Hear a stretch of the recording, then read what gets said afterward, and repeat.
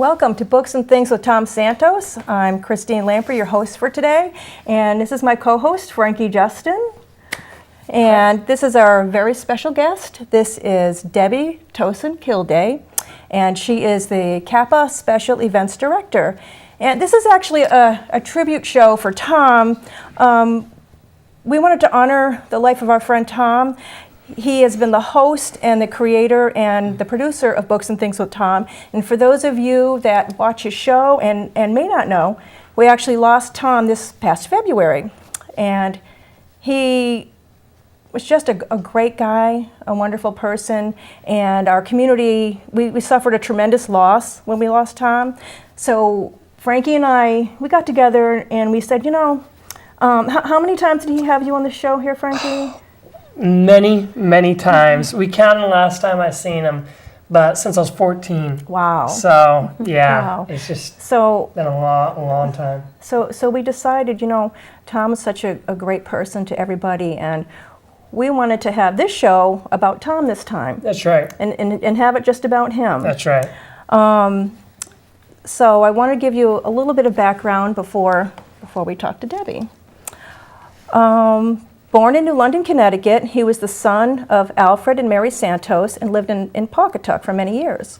Tom began his career owning and operating several local businesses, including Nationwide Insurance Company in Mystic, the former Now and Then music store in Gales Ferry, and I know a lot of people know him from the music store. They come up to us all the time, oh yeah, Tom from the music store. The New England Raceway store in North Stonington, and he was also a popular DJ. He did it all. He did everything. He was a selfless individual, and we hear that word all the time about Tom. Selfless. He really did give of himself, and without ever asking about anything in return. And there aren't too many people like that. So that's why we're here to honor him today. He was a member for over 40 years with the Lions Club. He did a lot with his local community, countless numbers of things, and I know there's so many things that he did that we probably won't touch on that other people knew about, because he did do so much. He also received the Knight of the Blind Award with the Lions Club, and he was in numerous officer and cabinet positions. Also, Tom was an author, a very, very talented person.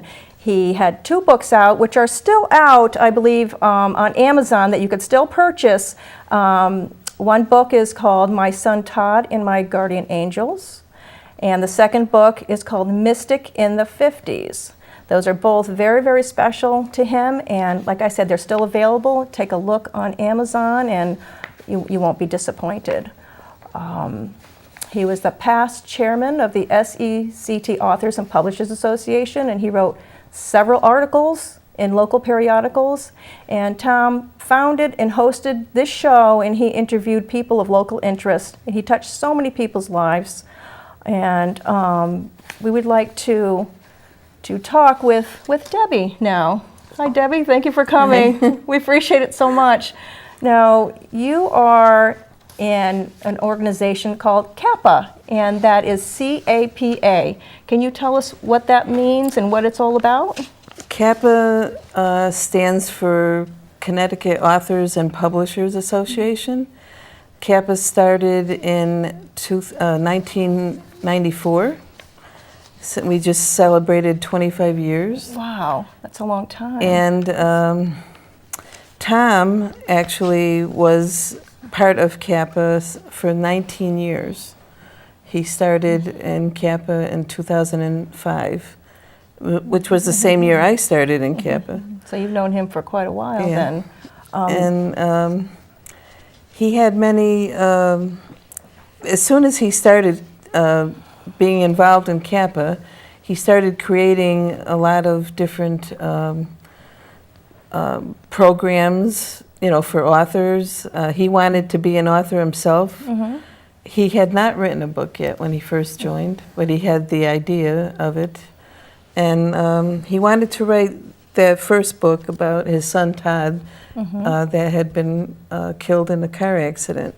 and he wanted to get his pain out. So he contacted Dan Whitty, who is the president of CAPA, and he contacted him and said that he wanted to get his feelings out on paper, and how could he go about it. He had known Dan from the Lions Club for many years before.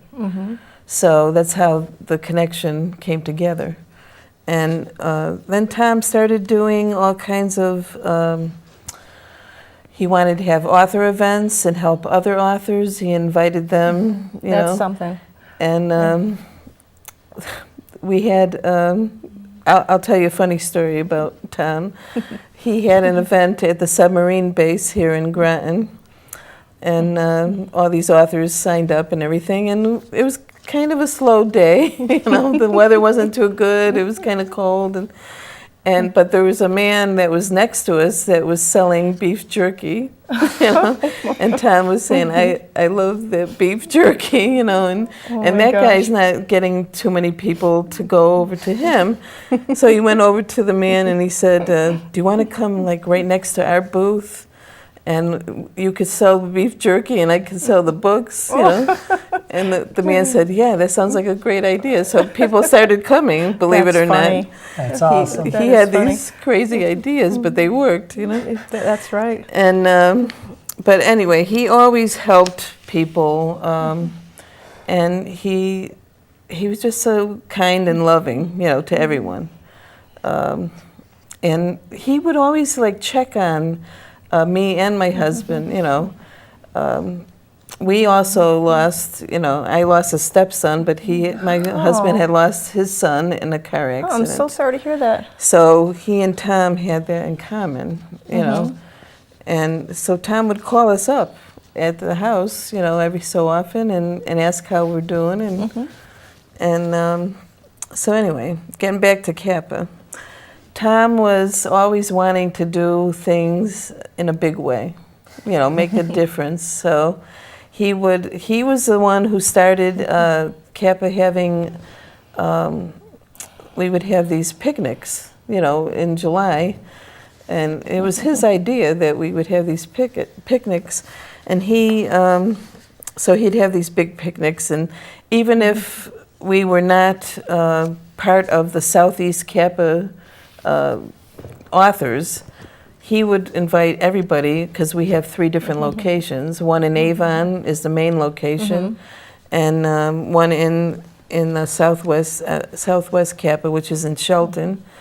And so anyway, Tom would invite everyone, and people would come. You know, they always wanted to be wherever Tom was. But he was so good with people. He could talk and talk, and I'm telling you, he made it look very, very easy. It's not easy to come up here and talk and try to make it sound as good as Tom did, and he did a great job. And so he started these picnics, and it was so much fun.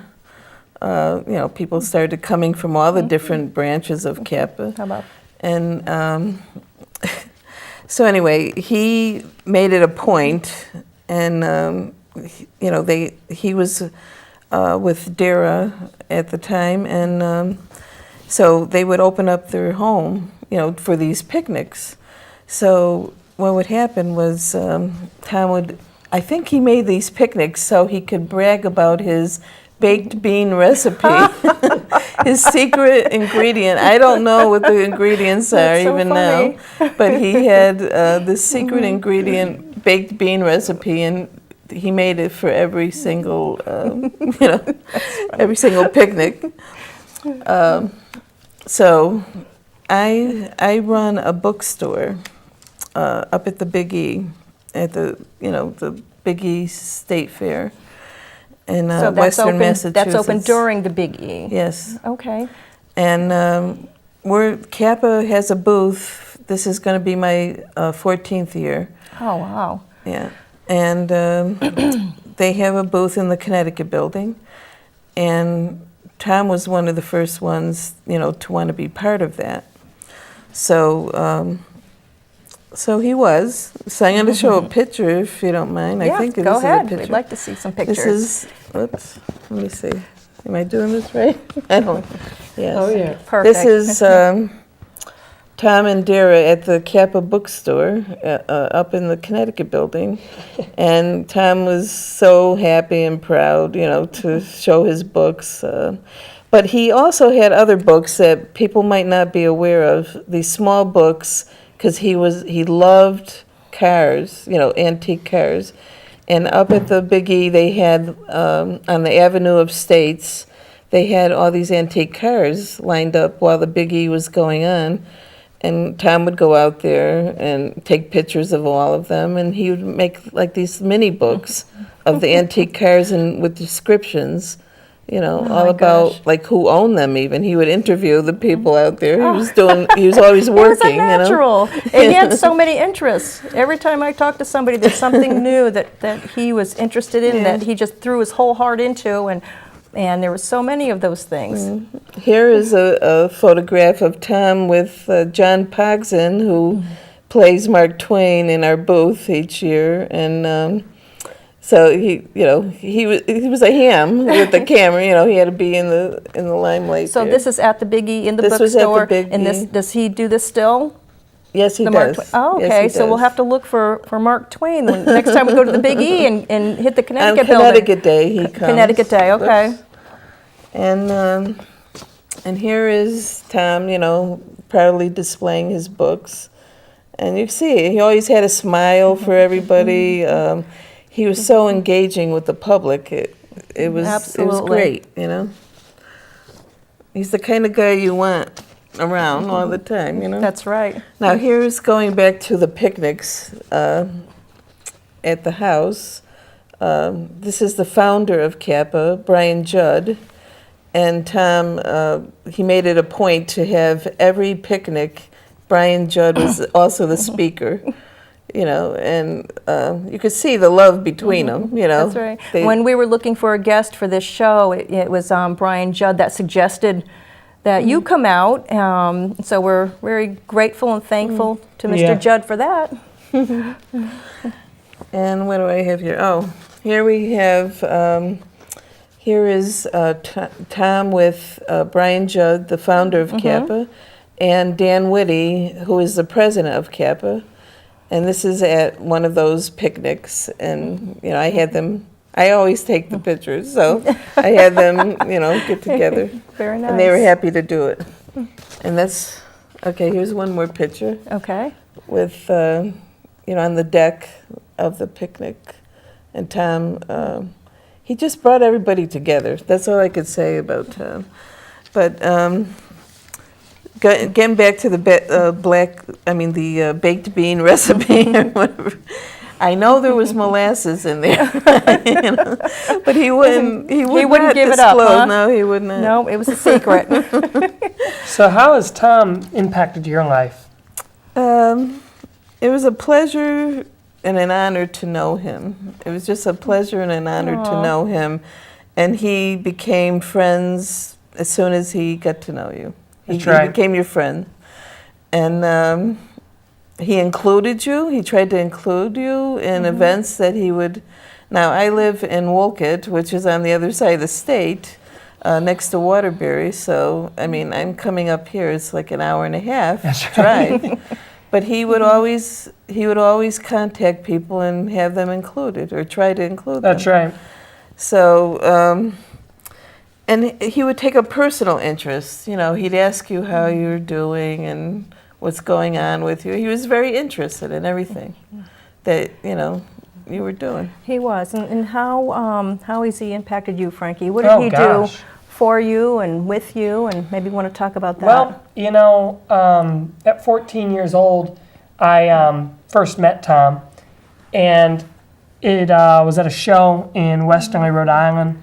It was just, we became friends instantly, and then he invited me on a show a couple months after that, and I did the show, and it was one of my earlier shows I was on and everything, Every time I was with him, kind of like you were saying, he was always personable, always interested, and, it was always great just like being on the road or something, getting a message, hey, Frankie, glad to see you're doing good, or something like that. But more than anything, just being a good person, being somebody who is interested and what others are doing, really. And somebody who's just a warm, great person on and off camera. I mean, I know everybody's seen him, the camera sides of him, and, that was him. He was truly that warm personality you were seeing there, and just a great person, and somebody always had a respect for the arts. And we need more people like that. That's right, because he had you on the show, one time, and a lot of the times, you're on the show that one time, and that was your time. But he kept having you back. He kept calling you back, and he kept up with you. That's right. He kept up with you, and he didn't have to, but he wanted to, because that's the kind of person he was. And that's the thing. I mean, once a year, twice a year, he'd want to have me back, and it was quite the honor to come back. And be able to play some new songs. We'd get messages, and he'd say, "Hey, is Frankie around? Let's schedule him to come in." And it was his idea. That's right. It was his idea. One of my best memories is, I think it was 2 years ago, I was, turning 18, and he brought out a birthday cake. Nice. And I had a birthday cake right here, which... See, now who would do that? No. Right? And I said, who would give you a birthday party on TV? That's the best kind of birthday party you can have.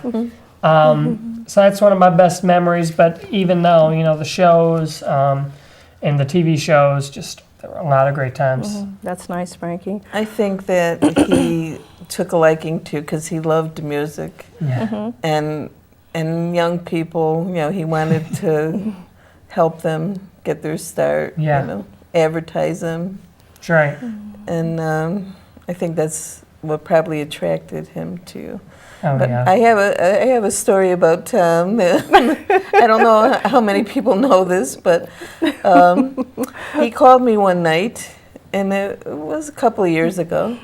He called me one night, and it was about 8:30 at night, and I said, "Tom, is everything okay? You're calling?" It was just out of the blue, and he said, "Yeah, but I have to ask you a question." And I said, "What?" And he said, "Have you ever gone to karaoke?" And I said, "Once." I said, I've been to karaoke once." And he said, "Because I'm being asked to be going to a karaoke event, and I never karaoke." He says, so I said, "Okay, I said, "Why don't you do it, Tom?" And he said, "I don't know. No one's going to like me or my voice and everything." So I said, "Yeah, go ahead, do it. You'll like it. It'll be fun. Something new." So anyway, the next day he calls me back. I didn't expect it. He calls me back and he says, "I went to karaoke. It was great. It was fun." He said, "But," he said, "they asked me to sing a song, and with my voice, it was kind of low." He said, I sung a Johnny Cash song, "Ring of Fire," he says, right? And he said, and everybody was so happy. They said I sounded just like Johnny Cash. He said it was great. So then about a couple of weeks went by, and he calls me back, and he says, "I'm invited to karaoke almost every night, and that's all they want me to sing is Ring of Fire by Johnny Cash." Funny. That's I funny. heard about those, and I heard he's pretty good. Yeah. Yeah, I remember. Oh my I did. gosh. But he was singing the same song, That's so funny. Now, when you filled out a questionnaire and about some topics you might want to talk about, and you had mentioned something called Happy Dollar at the CAPA meetings. At Tom's CAPA meetings, he would have he started this thing called the Happy Dollar, and really what it was is, let's face it, authors want attention for their books, Of course. and they want to brag. So Tom thought of this idea. Okay, they're going to go on and on about their books, so let's get a little money together. If they want to talk about their book, they have to put the dollar into the Happy Dollar container. Okay. And then they can talk about anything they want, with their book. So they did, and everybody would be jamming up to give him $1 so that they could speak about themselves That's so and their funny. books, But it went on, and it helped defray costs, for Tom when he was having his meetings, and he could do different events, with that money that he collected. That's a great idea. Yeah, and it worked out every meeting that he had. So- Everybody loved the Happy Dollar. You could do that with other things too. Maybe somebody that hears about it can implement it into their association. So now, what is SE CAPA? Is that Southeast? That's Southeast, Southeast yeah. CAPA Library, authors books in 2014 that Tom created. Yeah, Tom had this idea. He always had ideas, different ideas, and he said, wouldn't it be great if we all got together with our books and we made a little library and people could exchange books, and the only thing that they would have to do is give a little review after they read the book. So, he started this library of books, and people were giving reviews for each other. And I think it still exists even now. Wow. He started awesome. That's unbelievable. I wonder how many things that he started that are just going to continue. Yeah. But he was very innovative in his thoughts and processes. I forget what the name of the Gardening Center, is that what it's called in New London? Oh, the Guard Center for the Arts. The Guard Center for Yes. the Arts. He was one of the first people to have an event there. No kidding. Also, yeah.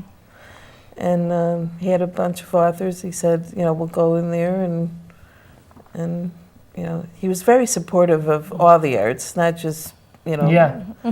That's what all I the noticed too. He loved music. Right, he because loved, this is primarily a show about, authors and their books, and then he would bring Frankie on and other people on to sing, so he loved music as well, so I could see that. He when definitely he created supportive. this show, he didn't want it to just be for authors, although, it started that way, but books and things. And I Right. remember he had, he said, do you think people would mind if I had a funeral director or something? No, it's books and things. It could be anything. That's the thing, yes.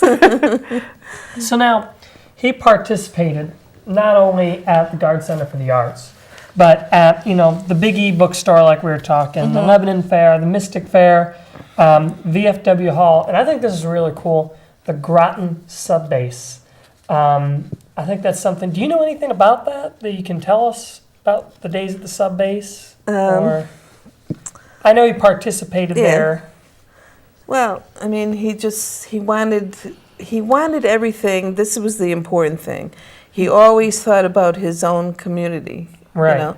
and the people in it, and to give them activities and opportunities. So when it came down to the Subbase, having a book fair at the Subbase, he thought about all the different people in the service also. Right. They could participate. It wasn't just CAPA members. Oh. So, people at the Subbase, they come from all over. How cool is that? So That's really he was cool. always thinking about, how can he help other people, in some way or another. And, That's the big thing, is that idea of, like I heard you talk earlier, is how can one person make a difference? You know what I mean? There's made so a difference many. in so many people's He lives. is one of those people that, making differences. And that's what I think, that's what I hope to be like one day, is like, how can we leave a footprint that's going to help other people's lives and brighten their day, or do something that impacts them positively? That's why we miss him so That's much. right. That's right. That's He right. did true. help a lot of people. It looks like he spent most of his life helping everybody else. So I'm glad today that we're here talking about him. And, That's right. And because this is something he would never do. He would never sit here and talk about himself. That's right. So, but now today it's his turn, and I'm so That's happy right. that you're here and telling us all these stories. And so, was the Lebanon Fair? Is that another thing where That he was did? a Lions Club fair, Okay, that's the Lions and he Club was fair. very involved with the Lions Club. So, and even when we had the book fair at the Lebanon Fair, he had a little. He had put a little container out so that people could donate eyeglasses. Oh, For the, gosh. so he was always thinking about how how he can help other people. That is so awesome. You know, book fair didn't make any difference. Now, He was was he always helping something. involved in the Mystic Fair as well? The Mystic Fair was in the Mystic Village, and he had authors spread out throughout the whole village, Oh, even in the stores, and you know, it was a great event. that must have been huge. It was. Yeah, I was just It over there, and huge. it's really a much bigger area than what you think once you get walking and all the little stores Yeah. and shops, and so I could just imagine what he did over there. Yeah, it was overwhelming actually for him. You know, he didn't know if he would do it again. He didn't end up doing one again there because it was just so much planning. It was overwhelming for him because Right. it did turn into a huge thing. Oh, yeah. Yeah. But people are always at the center of Mystic, you know, Oh, yeah. visiting from out of state and everything. So it was a very good event. It was a very good Now, what event. about the VFW hall? The VFW hall, that's where he hung out you know, a lot of his time there. For his, And so, of course, he was going to have events there, you know. he had events all over the place. He had dinners there at the Unbelievable. VFW hall, you know. Unbelievable. He always had some kind of dinner. He would always bring in the baked beans, you know. So those baked beans, yeah, it was, He had to bring the we're going to baked have to find some recipes somewhere, sometime, and see about the famous baked beans. Oh my goodness! They were, though. They were really, really good. I don't know That's what so he funny. did with those. But I've never had any like that since, you know. So, are there any other stories that stand out that you would like to talk about? No, just that he was always very open about himself too. When he would talk to people, even at the Biggie Fair, he was very open. If people came to talk about his book, about his son, you know, passing away, he would say, you know, he would just tell them what happened. Right. And he would ask them, has anything like that happened to you in your life? And people related to him. Everybody has something in their Sure. life. And then he would actually even invite them to come to Southeast CAPA, you know, meetings and or just come meet him. You know, if he was having an event, he would have at the VFW hall, let's say, he would invite them. It's just total strangers. He would invite everybody, you know, and everybody would become his friend. They would. He's not Definitely. someone that you would forget. That's right. That's right. That's He's not right. someone you would forget. So now, as far as CAPA goes, is that something that anybody can join? Anybody can join. When I joined CAPA in 2005, I was not really a writer. I had written things, but I was not really a writer. I didn't have any books or anything like that. So, you know, anybody can join CAPA that has a desire for telling a story, or they have something, you know, they want to talk about. So how would they contact? Would they get on the Facebook page and send a message, or what would be the best way if somebody's out there and they wanted to get involved with it? Well, like I said before, we do have 3 different meeting locations. Right. But we do have the website, aboutcapa.com. Right. Okay. And so you could contact us through there, write an email to us. We're on Facebook. We have a Facebook page. And So when there you are ways- joined, you said you weren't too much into it as far as you didn't have a book written yet? No, and you were actually, just starting? my You were just husband was starting? the one that had been writing for like 30 years, and Oh my, he yeah. didn't know how to get Yeah. his book out. So So- if somebody just has an interest, could CAPA help them nurture that interest? They do. Each Okay. month in the 3 different locations, we have speakers come in all areas of writing, editing, publishing. Oh. We have a That's mixture great. of people in the organization. They'll help you. Okay. We have mentoring sessions at the Oh, my beginning gosh. of the meetings. That's great. So if somebody's out there and they want to get started, go to www.aboutcapa.com and attend a meeting. If you like it, maybe you'll join and they can assist you and help you in nurturing your interest in writing. So what would you say to somebody that's out there? Because I know somebody out there probably has a notebook full of stories and they want to get them out of the notebook and they want to get them out for people to read. And how can they start? How can they start? Well, I would say go to one of our meetings. It's free to come to the first couple of meetings, to see what we're about. Yeah. And like I said, we have different speakers talking on different subjects each month. The three different locations have three different speakers each month. It's not the same speaker going from one location to the next. So you get a variety you could go to any of the meetings. In Groton here is the Southeast CAPA meeting. The Central Avon meetings are in Avon, and in Shelton we have. Okay, so you don't necessarily have to be a published author to belong. You don't. We have people that have belonged to CAPA that I know of for 15 years now, and they just write for themselves. Nice. They don't want to publish. Okay. Some of them we will tell them where to go to find different writers groups, in their own hometown, and they just love to write. Some of them look to publish, but not everybody. I think that's a really great place to start. So if you're out there and you're an aspiring writer and you want to get those stories out of your notebook and you don't know where to start, you might want to go ahead and sit in on a meeting at CAPA and see what they're all about, because it looks like they have all kinds of resources available, and it sounds like they're very willing to help you. So I would go ahead and do that. Most definitely. And the thing about CAPA is we do welcome anybody, like I said. You just have to have the desire. You might just be curious even. Sure. But this is what happened to me. I went to CAPA first because my husband was writing and he was looking to be published, and he didn't know how to go about it.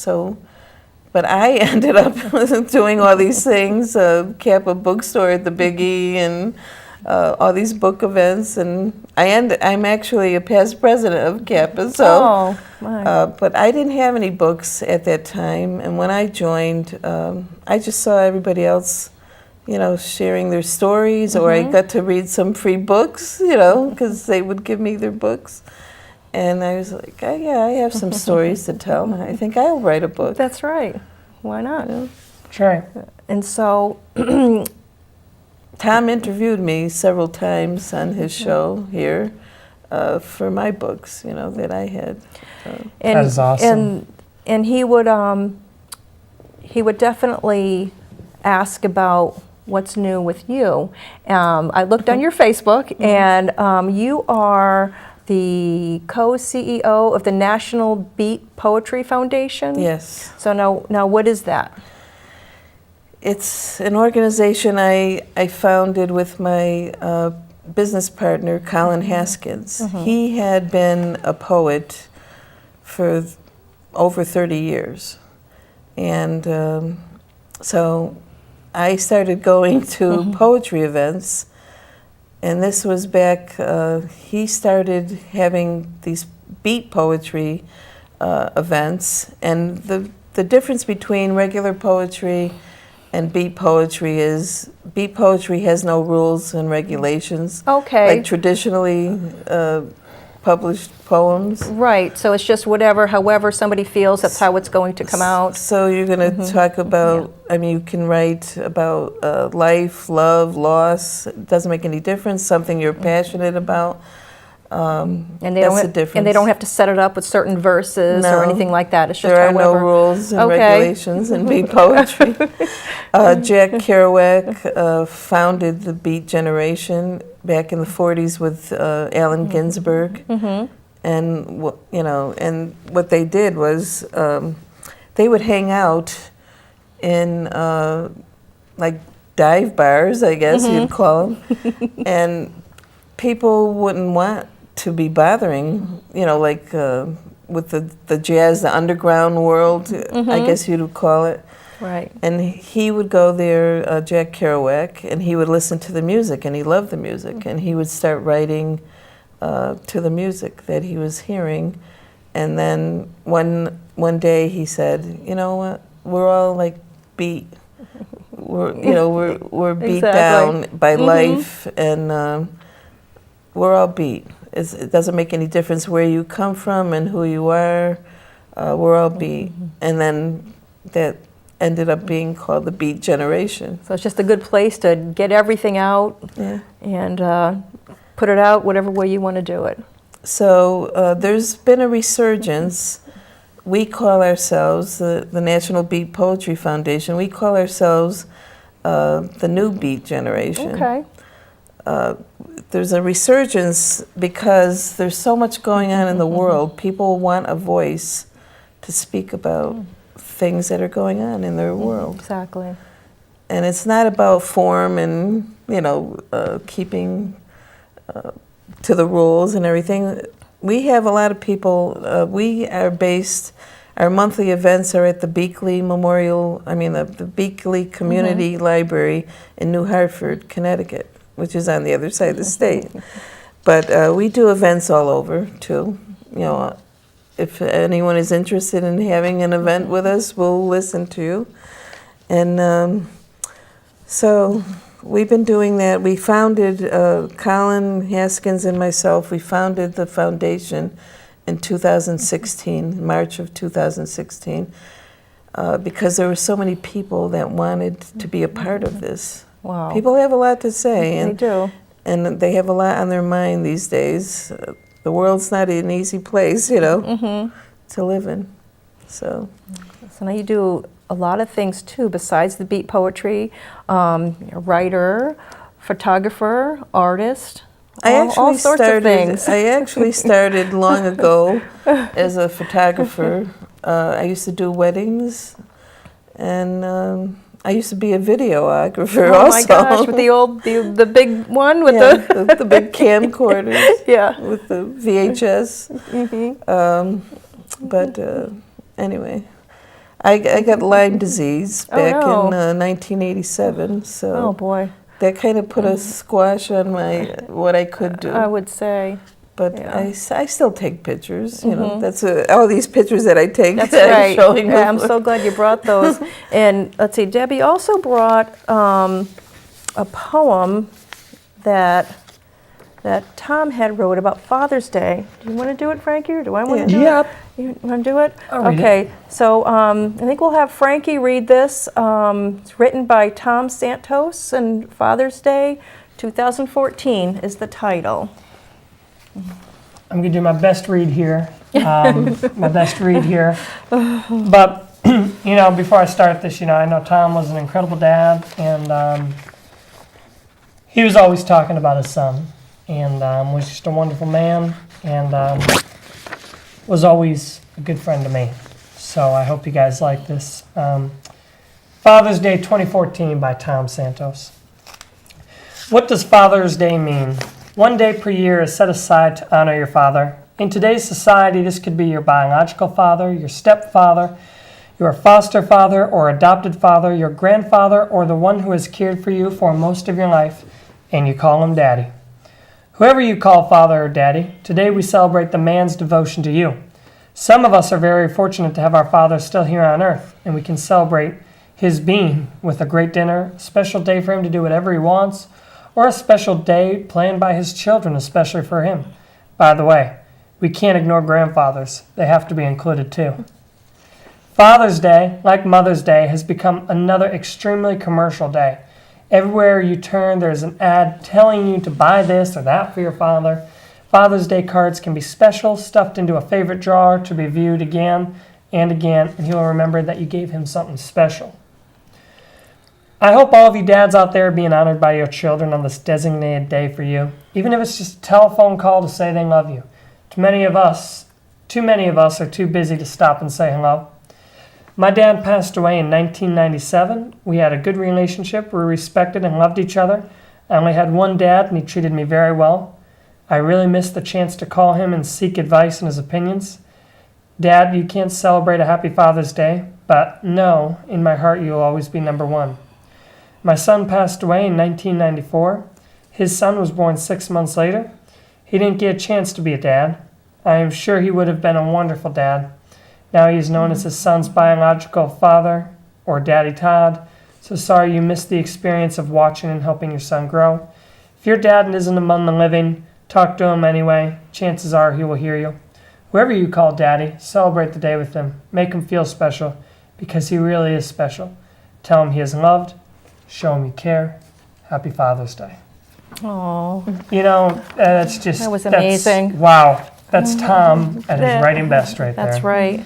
And, you know, he really was a great person. And wow, that's something. That was something else. Thank you for reading it, Frankie. Yeah. And thank you for bringing it in, Debbie. Thank you. I would like to thank our guest today, Debbie Tosun Kilday. Thank you so much for coming. We enjoyed hearing all the stories. Really. All the baked beans, too. That's right. We've got to know about the baked beans. Thank you, Frankie. Of course. Co-host Thank Frankie. you. And I'd like to thank you all for tuning in. We appreciate it so much. I'd like to thank Tom for his friendship. Tom. Dara, we'd like to thank Dara for everything that she's done for us and for her support also. And we'd like to thank our behind-the-scenes people. We'd like to recognize them, our executive director, Mr. Frank Faccini, and our production manager, Mr. Frank Fulchiero. I hope I got that right.